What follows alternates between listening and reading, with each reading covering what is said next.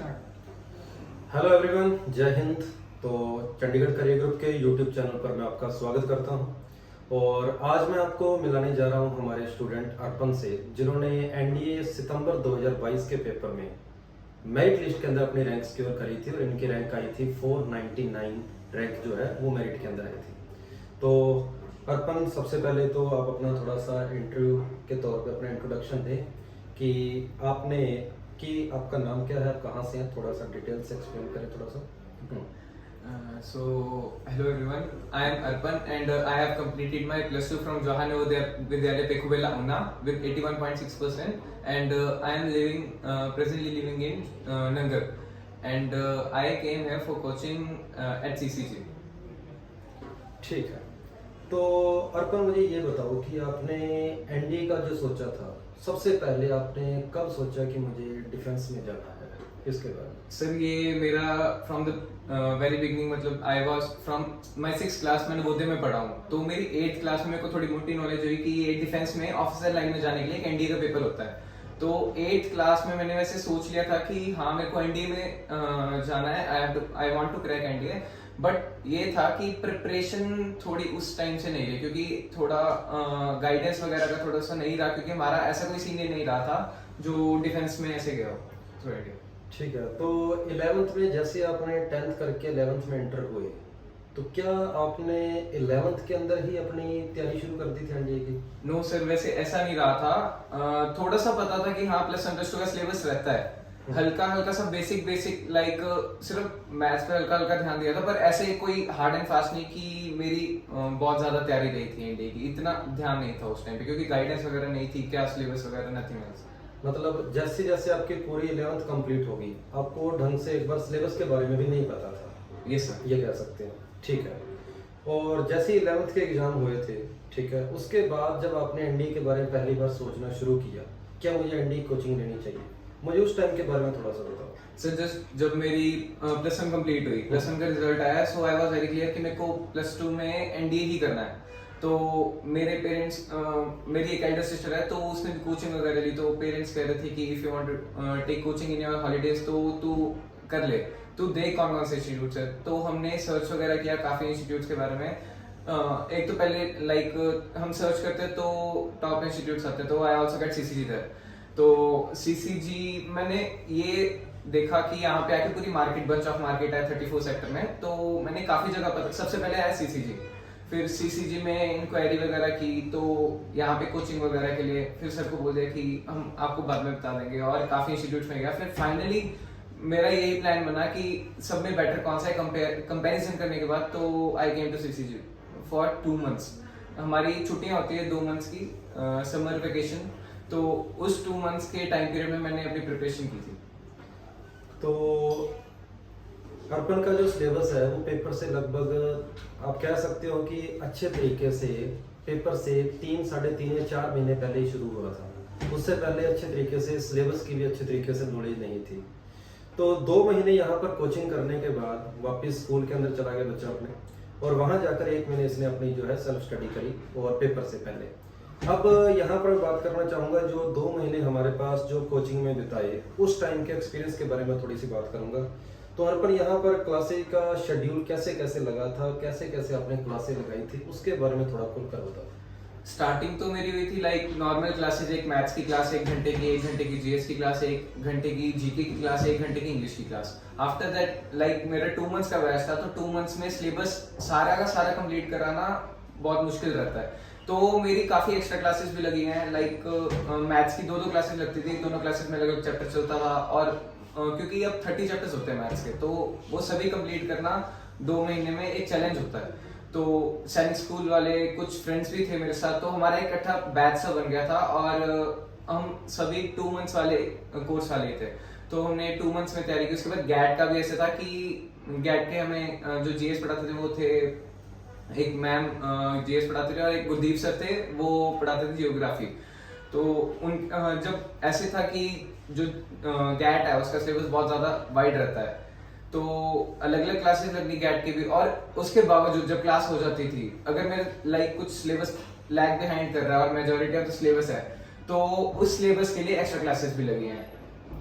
तो मैं यहाँ पर यही बोलूंगा कि 2 महीने के अंदर एनडी का सिलेबस कंप्लीट नहीं होता जब तक हम एक्स्ट्रा क्लास ना लगाएं। तो डेली 4 घंटे की रूटीन क्लासेस तो थी, उसके अलावा 1 घंटे की मैथ्स की और 1 घंटे की जीएस की क्लास एक्स्ट्रा लगवानी पड़ी थी, क्योंकि ये दोनों सब्जेक्ट ऐसे हैं जिनका सिलेबस थोड़ा सा ज़्यादा लंबा होता है। साइंस और इंग्लिश का फिर भी आसान रहता है एनडी के लिए, लेकिन मैथ्स और जीएस का पोर्शन जो है वो ज़्यादा डिटेल से होता है। तो इसकी क्लासेस जो हमने डबल जो है प्रोवाइड करी थी।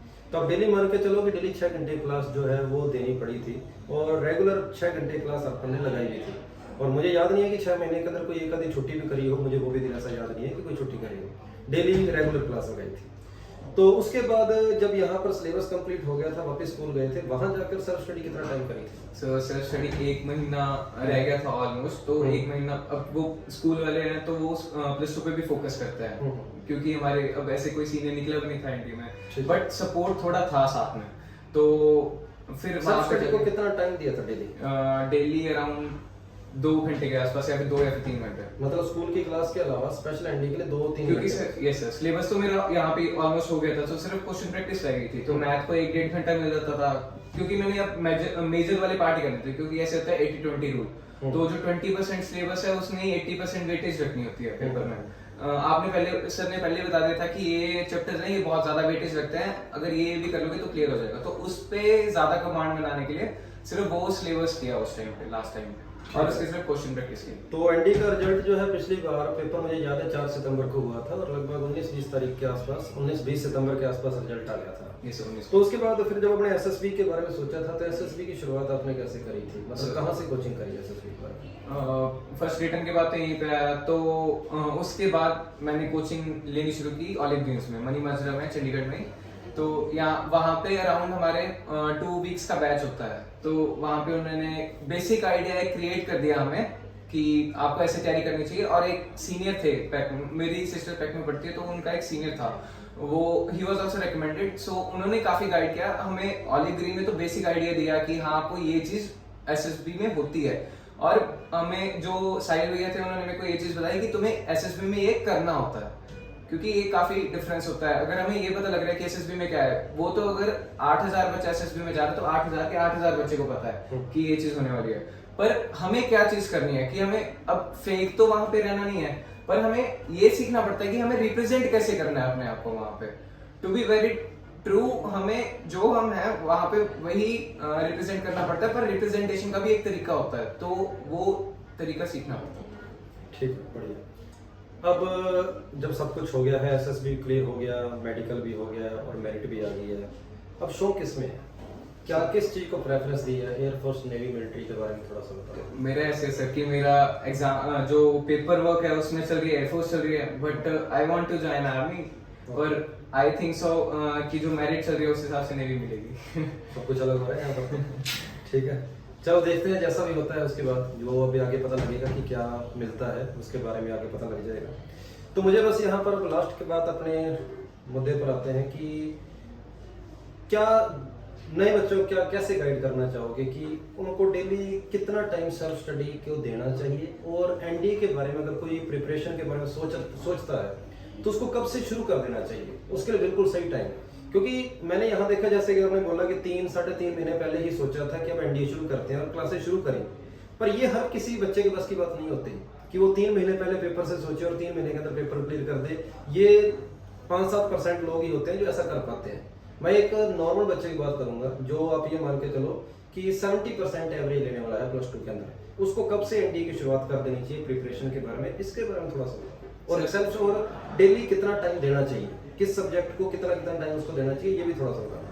हमें तो from the very beginning, like अगर हम 6th क्लास में भी हैं तो हमें उस टाइम से अवेयर रह जाना चाहिए, क्योंकि जो हमारी हिस्ट्री वगैरह होती है, जियोग्राफी वगैरह होती है, तो वो 6th 7th 8th का काफी पोर्शन आता है, तो वो वाला और जो बेसिक इंग्लिश होती है वो बेस हमारा 6th 7th 8th में बनता है। तो हमें 6th 7th 8th से ही अवेयर, हमें हमेशा अपना एम लेके चलना चाहिए कि हमें क्या बनना है, और वो एक बार सेट करके बस उसी डायरेक्शन में जाना चाहिए। तो और 9th 10th की साइंस की बात करूं तो साइंस मैक्सिमम मोर देन 80% कह सकते हैं कि वो 9th and 10th की आती है। तो मेरी 10th का बेस काफी स्ट्रांग था, उस करके साइंस में काफी हेल्प रहेगी थी, और एक साइंस स्टूडेंट्स के लिए साइंस ठीक रहता था, और इंग्लिश भी ठीक पार्ट था। तो एक बच्चे को लाइक अगर मोस्ट 9th क्लास से तैयारी शुरू कर देनी चाहिए। नाइन्थ क्लास में उसको साइंस अपनी पूरी स्ट्रॉन्ग कर लेनी चाहिए, और लाइक कुछ चैप्टर्स मैथ के भी रिलेट करते हैं, लाइक एपी जीपी आता है एनडी में, तो उसमें एपी हमें 10th में मिलता है, और ट्रिग्नोमेट्री भी, वो भी बेस हमारा 10th से बन जाता है। तो यहाँ पर बातों का नतीजा यही है कि अगर आपने एनडीए के बारे में सोच लिया है कि एनडीए करना ही है, तो 9th क्लास से आपको इसके लिए थोड़ा सा अवेयर होना शुरू कर देना चाहिए। 9th क्लास में आपने अगर जो भी वीडियो को देख रहे हैं, सुन रहे हैं और एनडीए करना चाहते हैं, तो मैं यही सलाह दूंगा कि 9th क्लास के अंदर ही आप साइंस के पोर्शन को अच्छे से शुरू कर दें, इंग्लिश के ग्रामर को अच्छे से करें, और जीएस के अंदर जो ज्योग्राफी हिस्ट्री पॉलिटी का पोर्शन है वहां से आप शुरुआत करें। और मैथ्स के बारे में पूरा सिलेबस मैथ्स का 11th और 12th का है, तो 9th 10th की मैथ्स ज़्यादा इंपॉर्टेंट नहीं है, लेकिन 9th और 10th के बारे में जैसे इसने बोला कि ट्रिग्नोमेट्री जो है 10th में शुरू होती है, प्रोबेबिलिटी का बेसिक 10th से शुरू होता है, एपी जीपी चैप्टर जो है उसका एपी का पार्ट जो है 10th में आता है, क्वालिटी इक्वेशन के कंसेप्ट जो है वो 10th में आते हैं। तो 10th की मैथ्स जो है वो आगे 11th के लिए बहुत काम आती है। तो 10th क्लास के अंदर ज़्यादा से ज़्यादा परसेंट बनाने को सोचें, क्योंकि 10th के परसेंटेज ही आपको बताएंगे कि आप 11th के अंदर कितना कर पाओगे। और अगर कई ऐसा सोचते हैं कि 10th के अंदर 50% आए थे और 11th 12th के अंदर वो बंदा 90% ले जाएगा, मैं इन बातों को नहीं मानता, क्योंकि असलियत ऐसी नहीं है। अगर 10th के अंदर आपके 80% है तो 12th के अंदर आप 90 कर सकते हो, 95 कर सकते हो, 75 है फिर भी आप 90 कर सकते हो। लेकिन 66 55 या 50% है और 12th के बाद आप सोच रहे हैं कि 90% होंगे, ऐसे वही बात 1-आधा% ही लोग ऐसे होते हैं, और जो बात 1-आधे% के ऊपर लगती है वो मैं हर किसी के ऊपर नहीं लगा सकता। और वही बात अगर आपने एनडी की तैयारी शुरू करनी है तो मैं यही बोलूंगा कि 3-3.5 महीने के अंदर बात नहीं बनती। बहुत कम लोग ऐसा होते हैं जो 3-3.5 महीने में कंप्लीट कर लेते हैं। सही मायने में एनडी की अगर आपने तैयारी करनी है तो 11th क्लास के शुरू होते ही आपको सोचना शुरू कर देना चाहिए, क्योंकि अगर जब आप 11th क्लास आपकी शुरू होती है, 10th के बोर्ड के एग्जाम के बाद चाहे रिजल्ट आए ना आए उसको अलग बात है, रिजल्ट आने से पहले ही आप अपना 11th का सिलेबस शुरू कर लो, तो आप देखोगे कि आपके पास टोटल 15 महीने होते हैं। एक साल तो पूरा +1 का होता है और लगभग 3-3.5 महीने जो होते हैं +2 के भी होते हैं, और 15 महीने एनडी के पेपर के लिए बहुत ज्यादा है, आराम से हो जाता है। ये कोई आईआईटी का पेपर नहीं है, ये कोई नीट का पेपर नहीं है जिसके लिए मैं बोलूँगी दिन रात एक करना है। ये एनडी का पेपर है जो आपसे डेली सिर्फ यही डिमांड करता है, रेगुलर पढ़ो, 3-4 घंटे डेली पढ़ो, काफी है बस। तो आज के लिए इतना ही, थैंक यू। ठीक बात है भाई साहब, और मिलते हैं अपने अगली वीडियो में अगले अपने स्टूडेंट के साथ। थैंक यू सभी को, जय हिंद।